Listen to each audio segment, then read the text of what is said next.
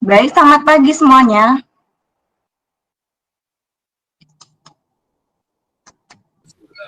Pagi Bu. Oke, baik, mungkin sudah 37 orang di sini ya.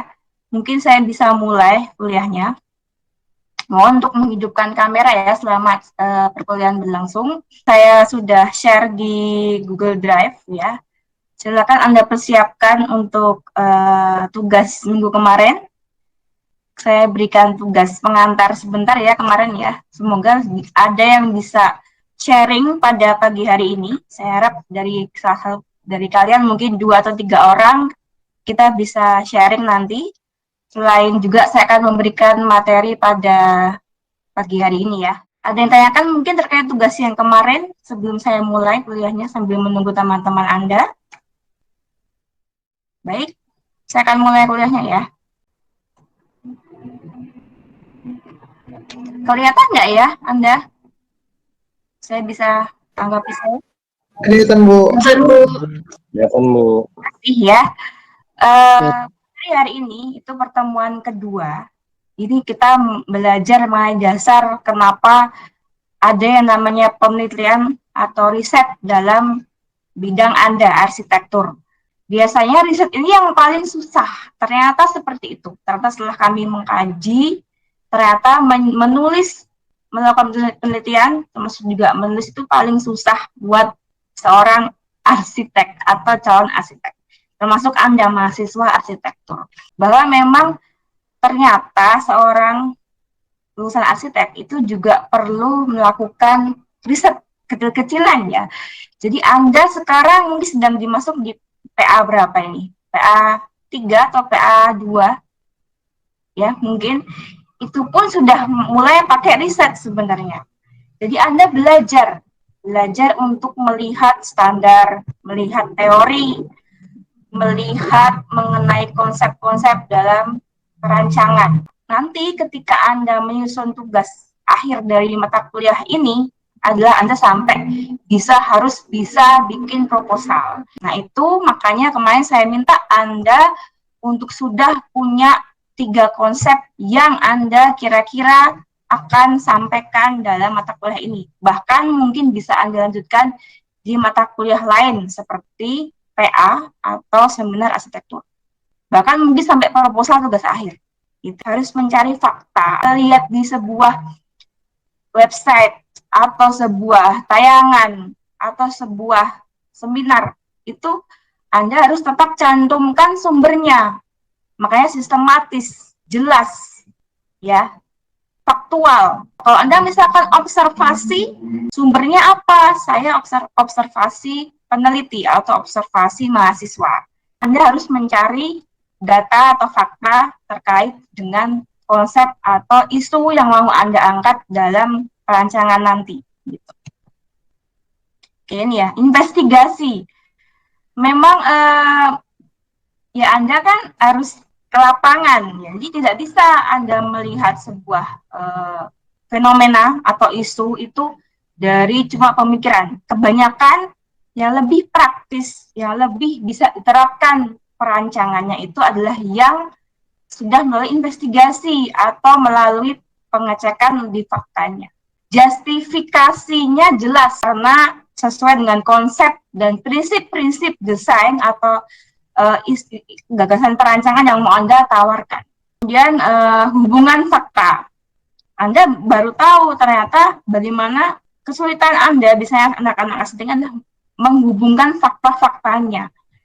Misalkan, cukup sederhana ya, untuk melihat sebuah fakta dari site-nya tentang orientasi, tentang kontur, topografi, ketinggian tanahnya, kemudian ada tentang udara, kita juga ada standar-standar ruang. Itu Anda harus belajar juga terkait nanti fungsi atau fungsional dari bangunan yang mau Anda desain. Kemudian ini ya, banyak teori-teori juga. Anda belajar teori arsitektur? Udah belum ya? Semester berapa ini? 4 ya? Sudah belajar Anda? Sudah, Bu. Teori arsitektur berapa? 1 atau 2 sekarang? 1 dan 2 udah. Sudah ya. Nah, berarti itu basic sebenarnya. Basic Anda menemukan tadi konsep. Jadi Anda sebenarnya bisa bikin sebuah temuan baru terkait topik atau konsep dari perancangan yang Anda bikin. Anda mau bikin tentang pusat budaya misalkan. Anda tahu pusat budaya itu apa saja, ya, yang harus diperlukan apa. Kemudian apa sih harus pertama kali konsepnya apa saja. Oh, atraksi ternyata. Oh, ternyata keindahan, estetika. Kemudian ada fungsi juga. Ternyata satu lagi yang harus ditambahkan dalam, karena saya mengambil di Menara Lampung, adalah saya menambahkan tentang tahan bencana. Kenapa? Karena saya lokasinya di Lampung. Oke, ini ya. Kalau ini memang Anda nanti jatuhnya ke pengetahuan ya. Artinya akan selalu dieksplor. Makanya nanti biasanya di sini akan saya tanya, Anda mau bikin konsep itu, mungkin akan lihat literaturnya dulu, Anda mau ambil yang sisi mana, karena banyak sekali teori-teori dalam arsitektur. Anda sudah belajar ya, 1-2, itu banyak yang bisa diangkat untuk Anda merancang sebuah desain. Nah, kemudian ada juga pakai hipotesa. Memang ini jarang ya di arsitektur. Biasanya ini kaitannya dengan penelitian. Kalau Anda misalkan saya mau mencoba tadi ya, bangunan pariwisata atau maaf seni dan budaya dengan bencana, itu kan sebuah sesuatu yang crossing itu apa ya, berlawanan. Oh, dia mau bikin pusat budaya untuk wisata tapi kok ada bencana, itu crossing sebenarnya kan. Padahal wisata itu harus aman, tapi dia ada bencananya. Saya melakukan hipotesa gimana caranya menggabungkan si pusat budaya tadi dengan bencana. Konsep atau teori itu bisa berlaku di mana saja. Tapi tambahan yang tadi bisa digabungkan tadi berupa hipotesa lagi, bisa Anda sesuaikan sesuai dengan lokasi yang Anda mau rancang.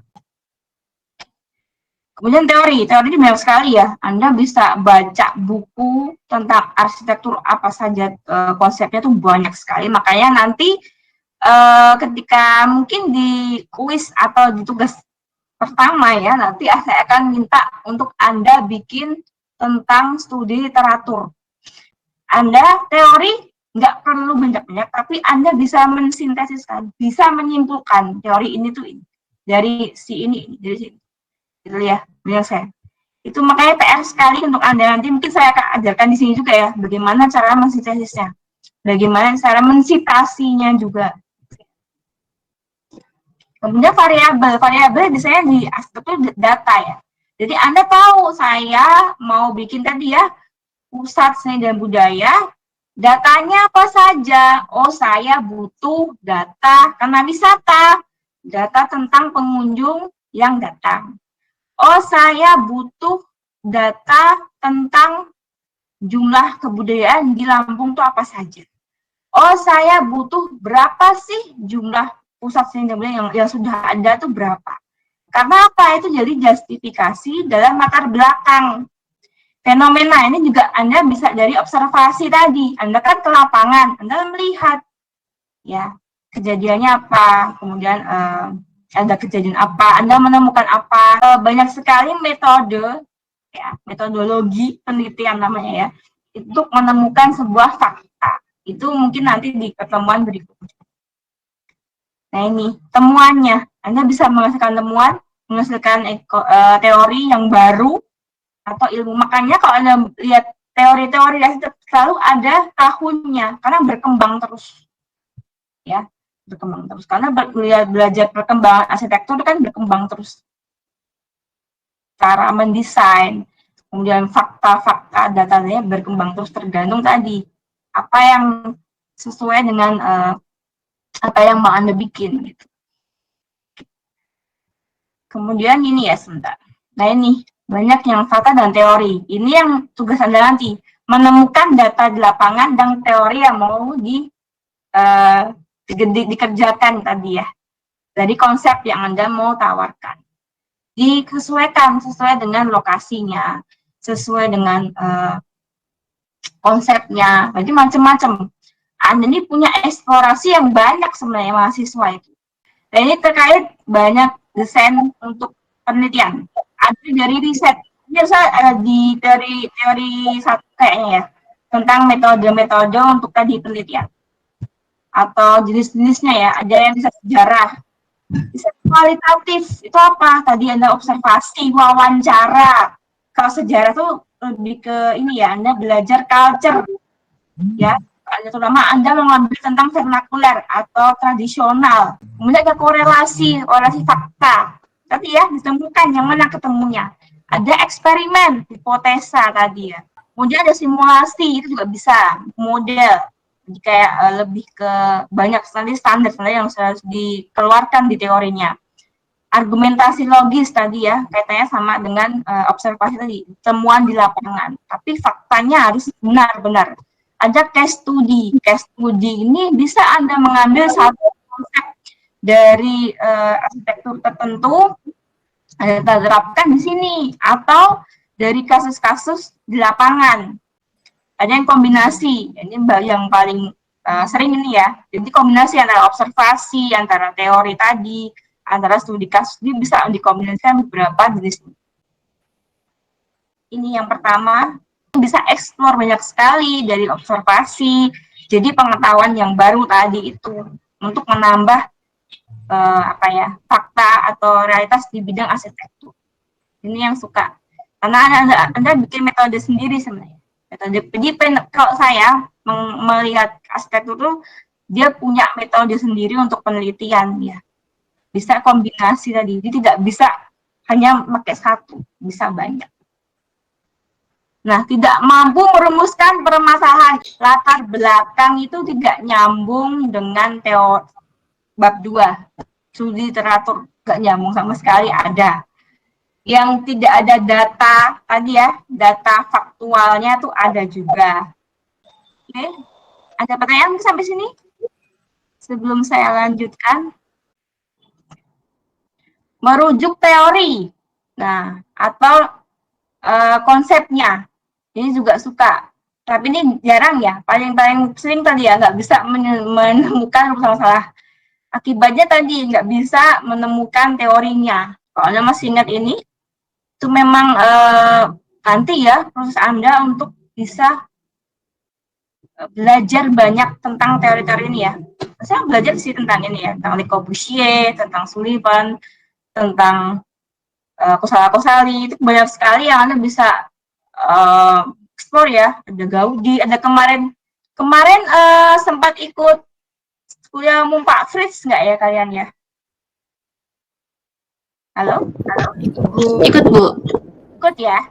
Masih ingat ini yang saya sebutkan nih, Fumihiko Maki. Fumihiko Maki masih kemarin kayak disebutkan oleh Pak Fritz ya, tentang Fumihiko Maki, kemudian Kenzo Tange. Itu adalah tokoh-tokoh dari apa? Masih ingat nggak?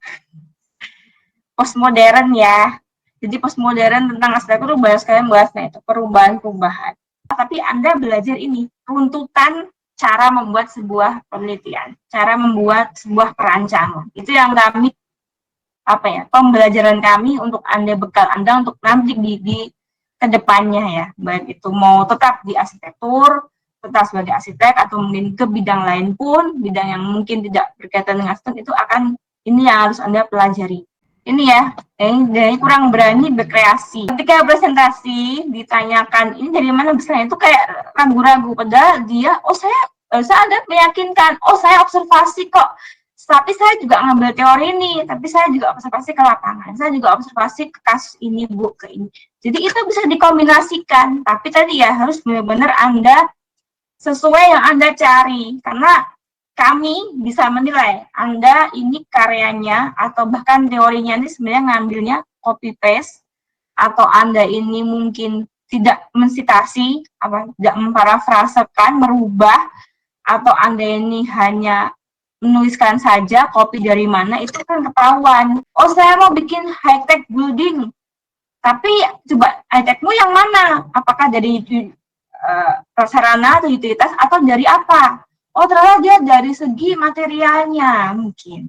Dia dari segi desainnya, estetisnya gitu.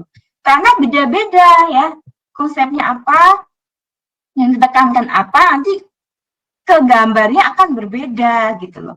Anda kan bikin tuh 3 konsep ini, akan saya tanyakan habis ini ya. Itu silakan Anda lihat, dan Anda bisa mencari 3 contoh riset arsitektur yang berkaitan dengan tugas yang hari ini. Yang kemarin ya, maaf. Yang kemarin kan Anda cari tugas tuh, tentang 3 konsep yang mau Anda ambil. Coba cari riset arsitektur atau jurnal yang berkaitan dengan yang Anda ambil itu. Silakan kalau mau bertanya. Dan tugasnya akan saya tulis di Classroom ya. Ibu izin bertanya. Ya, silakan Nasma. Kalau untuk yang tugas buat minggu depan ini kan nyari riset itu. Nah, itu harus studi kasus bangunan yang udah terbangun atau boleh kayak misalkan jurnal-jurnal yang baru perencanaan gitu. Jadi bangunannya itu belum ada gitu. Boleh. Kan kalau tentang perancangan arsitektur ya untuk jurnal mahasiswa itu kebanyakan seperti Anda ya, dia mungkin skripsi atau tugas akhir kemudian dipublikasikan. Dan Anda juga belajar tentang publikasi ketika tugas akhir nanti. Itu syarat dari kampus. Anda mau bisa cek manapun kampus, mau di negeri mau swasta, pasti akan ada publikasi jurnal. Itu diwajibkan sebelum Anda mengurus syarat wisuda. Ya, harus publikasi jurnal. Makanya tadi harus bisa mensitasi, bisa memparafrase, bisa nulis dasar pustaka, ya, bisa lihat mensintesis literaturnya. Karena apa? Nanti itu bisa jadi ketika dicek itu akan karena itu dipublish, dibuka keluar. Ketika ada kesamaan dengan yang lain, itu akan dipertanyakan, akan jadi kasus. Terus terang kemarin juga ada kakak Anda yang seperti itu. Itu ketik dengan jurnal ya, yang saya juga nyari ketemu, bahkan saya sharing. Kamu ambil dari sini, sama sekali. Sampai ke teori, sampai ke presidennya, itu sama. Persis kayak nggak dirubah. Sama saya dirubah. Dan saya bertanya, Anda mau sidang ulang? Atau mau revisi? Banyak ya? Atau mau tetap seperti ini? Ketika kami menilai ketika Anda presentasi. Kalau yang tampilkan itu, ya akan sesuai dengan itu. Kalau Anda mau revisi, ya silakan direvisi. Ya, itu ketika Anda revisi, kirim ke kami, baru kami nilai lagi. Kita udah masih ada waktu sedikit ya, sebelum bisa Anda share. Bu. Silakan Kisti. Nanti bahkan kalau misalkan perlu, kalau nanti bisa ada yang sama sesama temennya, itu bisa juga bikin kelompok. Oh, teorinya sama loh ini. Nanti bisa menentukan sendiri juga. Tapi PPT saya simple banget, nggak apa-apa ya Bu ya? Kita malah bisa bahas, kemudian kan saya tahu mungkin Gizi dan teman-teman cerita di mana, nggak salah ya. Yang penting Anda berani. Karena gini, saya juga melatih Anda untuk berani menampilkan karyanya. Itu penting sekali. Banyak yang nggak bisa presentasi soalnya, gitu ya. Baik, silakan. Nanti temannya boleh bertanya ya. Silakan, Gizi. Bisa share. Baik. Iya, saya lagi ini. Ada mungkin 2 orang lagi. Layar Anda. Saya Bu. Siapa? Miftah, boleh? Saya Bu. Sama siapa? Iya. Saya Bu. Saya sendiri. Kan ya, saya bingung. Bu, maaf. Saya Bu. Ini kalau mau sharing yang mana ya Bu? Kenapa? Kalau mau sharing ke PPT yang mana Bu? Ada present now. Buka dulu PPT-nya. Kemudian present now itu nanti ada window. Nanti Anda ada si PPT-nya. Itu di-share.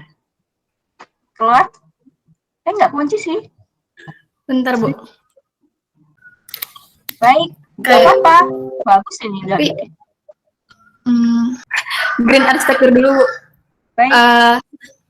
Dan teman-teman kayak udah pada tahu pengertian maksud konsep hijau itu arsitektur ekologis atau arsitektur ramah lingkungan. Alasan saya kenapa memilih konsep ini, tentunya karena isu lingkungan saat ini yang dimana udah banyak banget orang yang membangun atau merancang bangunan tapi tidak ramah lingkungan. Terus ada satu lagi, saya mengambil konsep biomimetic arsitektur konsep.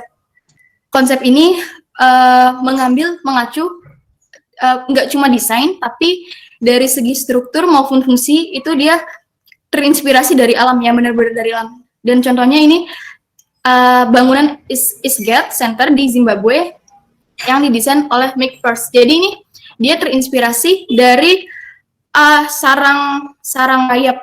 Gimana cara struktur di sarang rayap yang berhubungan sama suhu diterapkan di dalam bangunan ini. Jadi bangunan ini ini kan letaknya di Afrika, Ibu, panas gitu. Jadi walaupun di sana panas, tanpa pendingin udara, tanpa AC, atau tanpa apapun, suhu udaranya tetap normal gitu, Bu. Ini intinya yang kedua konsep tadi, kenapa saya memilih itu ya karena kita tentu saja harus membuat bangunan yang nggak merusak alam.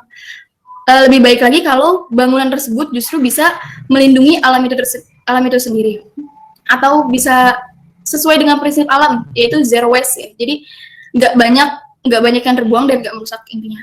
Konsep ini udah lumayan tenggelam. Dia tertekan oleh konsep modern, konsep Eropa Amerika. Menurut saya konsep Nusantara ini tetap harus dikembangkan, harus tetap dijaga dan diimplementasikan, terutama di daerah kita sendiri, karena ini adalah budaya kita.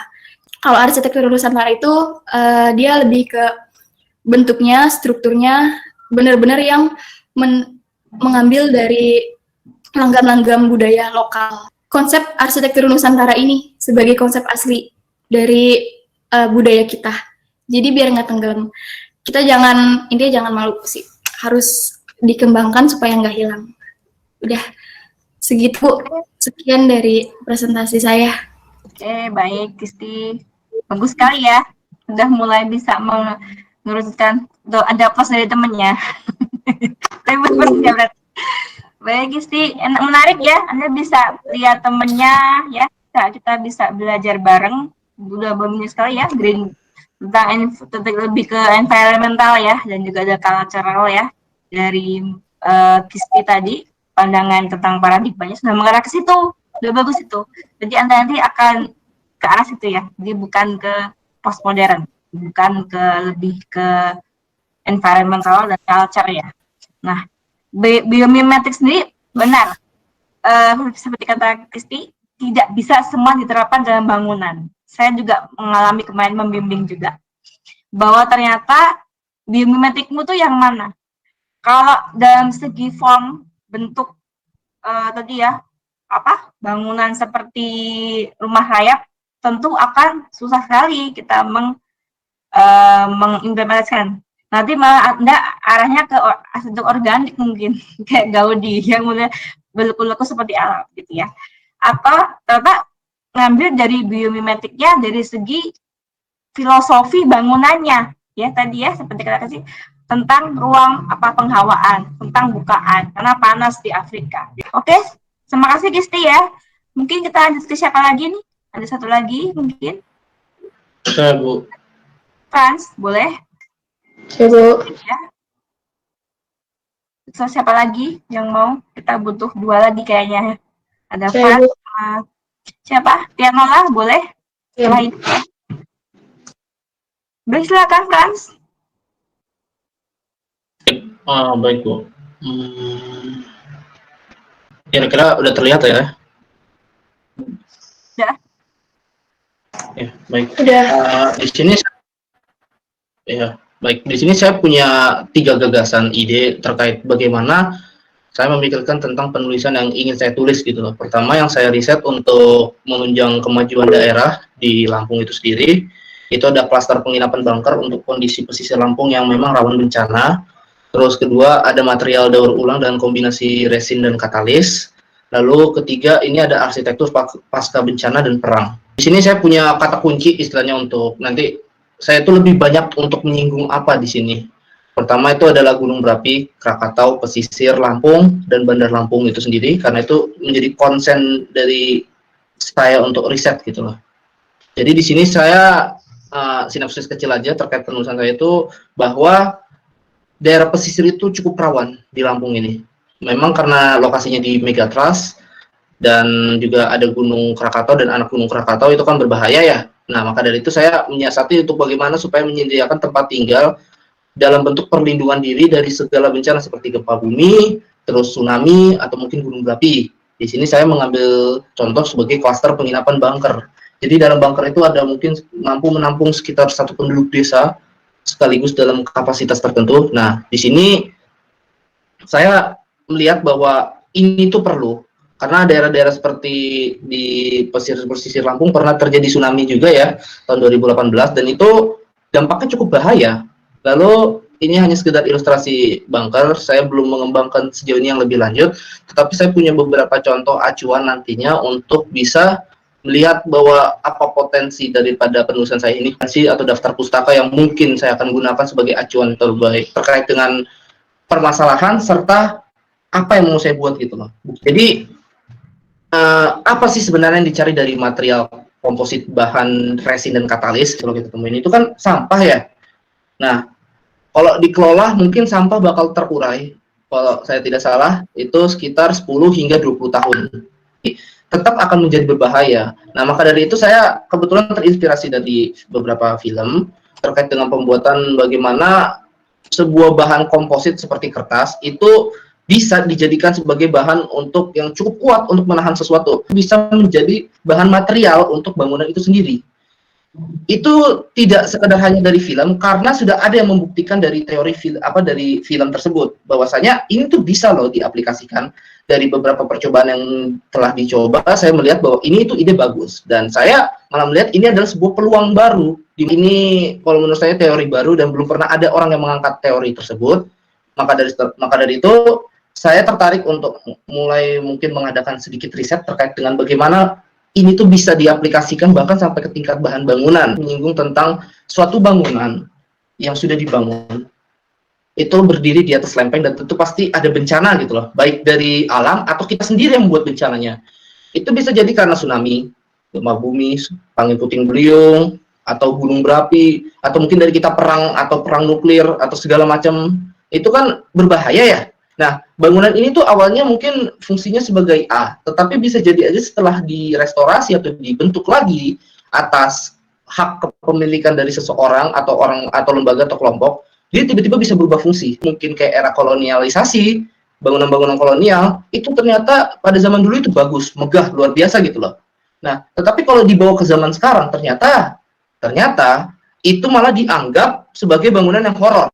Nah, jadi seberapa besar sih dampak dari pengaruh-pengaruh pasca bencana ini terhadap bangunan tersebut? Apakah dia bakal merubah konsepsi atau persepsi seseorang juga, atau bahkan juga dia merubah fungsi? Di sini saya ngambil dari game yang memang tidak ada kaitannya, tetapi saya melihat bahwa di sini ada sedikit titik terang di mana saya bisa melihat bahwa sebuah penjara bisa diubah menjadi sebuah camp tempat orang-orang berandalan itu ada dan tinggal dan memperkuat diri gitu. Apa referensi atau daftar pustaka. Apabila ada kekurangan atau mungkin terlalu banyak, mohon maaf. Saya akhiri untuk presentasi saya. Apabila ada yang ingin bertanya, saya izinkan. Terima kasih. Baik. Terima kasih Franz di Plus ya. Untuk Franz yang kayak suka game ini, gamer ya. Jadi inspirasinya banyak sekali ya, banyak sekali. Nah, Franz ini mungkin buat Tisti juga nih bisa ditambahkan daftar pustaka ya kita untuk teks tugas berikutnya. Jadi Franz ini mulai masuk ke metode tadi ya, hipotesis dan simulasi. Jadi dia mulai bisa nggak saya begini. Kalau dia bisa, jadi pertanyaannya banyak. Itu jadi pertanyaan hipotesis sebenarnya. Jadi tipenya lebih ke penelitian hipotesis. Jadi beda dengan Kisti. Kalau Kisti mungkin lebih ke studi literatur, ya, sama case study. Kalau ke Franz lebih ke hipotesis atau simulasi, pemodelan. Bisa nggak tadi kalau bikin bunker, ya, kan belum ada kan di sini. Bisa nggak saya begitu? Kalau saya bikin seperti itu, mungkin nggak di pesisir Lampung diberikan seperti itu dengan kondisi topografi dan setnya. Kita ngomongin set kan nanti nggak di sini ya, kita ngomongin konsep dulu. Kalau entah setnya berubah kan nanti ketika Anda TA. Bisa nggak kalau dia bikin situ? Kemudian ada tentang tadi ya, bangunan mungkin di masa depan ya, tentang simulasi data. Daur ulang, ya, bisa nggak material daur ulang? Bisa itu, coba Anda bikin itu juga. Jadi juga kuliah yang lain nanti, KWU ya, saya juga. Jadi juga bisa itu. Anda bikin proposal, bisa nggak material daur ulang itu saya bikin untuk konstruksi atau material bangunan? Bisa, ya. Jadi dia basically riset. Bagus sekali ya, Anda bisa membuat sebuah hipotesis awal. Jadi mungkin nggak saya bikin daur ulang, mungkin nggak saya bikin bunker, mungkin nggak saya bikin bangunan pasca perang tadi ya, yang Franz katakan itu. Kalau di daerah Jepang, kalau nanti next ada lokasi itu akan jadi tempat yang untuk tempat tinggal di masa depan, bisa nggak? Dia akan seperti apa perkembangannya? Kita bicara urban ya, bicara perkembangan kawasan akan jadi seperti apa? Masuk forecasting kalau saya, di peramalan. Dia ada yang meramalkan kan. Jadi dia punya berpikir ke depan akan seperti apa desain future untuk future desain untuk bagian kawasan di Jepang tadi. Kalau daerah itu dibuat untuk hunian. Ya. Ada yang bisa menyimpulkan untuk hari ini kuliahnya apa? Untuk saya pengen tahu feedbacknya apa bagi Anda, atau kesimpulan dari kuliah hari ini, atau mungkin dari yang lain tadi yang nggak jadi maju ya, dan Miftah, siapa lagi, ada Naswa mungkin, silakan satu orang mungkin bisa volunteer ya. Saya mungkin, Bu. Baik, silakan. Siapa ini? Naswa ya. Baik, silakan. Ya. Kalau feedback dari kuliah yang sekarang ini saya dapatnya sih kayak lebih tahu bagaimana nanti apa aja yang bakal ditanyain ketika presentasi seminar arsitektur ataupun tugas akhir, juga apa aja yang perlu diperhatiin ketika menyusun penulisan buat seminar-seminar berikutnya nanti, gitu sih, Bu. Oke, baik, terima kasih Naswa. Ada yang lain mungkin? Nambahkan sebelum saya tutup kuliahnya. Baik, silakan. Aflaha. Kalau saya lebih ke gimana nanti saya nyusun, lebih ke skripsinya sih Bu. Kayak tadi latar belakang biasanya, kalau kemarin-kemarin kan saya nggak pakai fakta yang Ibu bilang tadi. Di sini saya udah tahu kalau ternyata di latar belakang harus ada faktanya juga gitu Bu. Baik, terima kasih ya Aflaha. Yang lain mungkin? Banyak banget ya, nggak habis waktunya. Baik, terima kasih. Ya, silakan.